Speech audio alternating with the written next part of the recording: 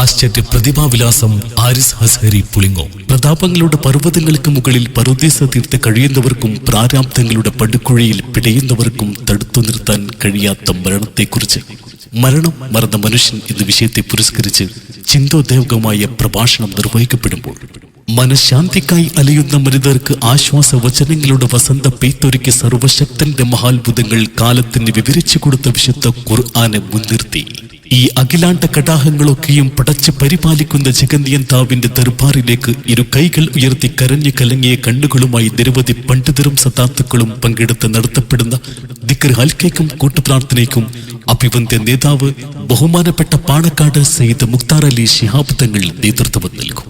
ആത്മീയതയുടെ ഓരം ചേരാനും ആമീൻ പറഞ്ഞ് ആത്മീയ നിർവൃതി കൈവരിക്കാനും മുഴുവൻ വിശ്വാസികളെയും സ്നേഹാദരവോടെ ക്ഷണിക്കുന്നു, സ്വാഗതം ചെയ്യുന്നു.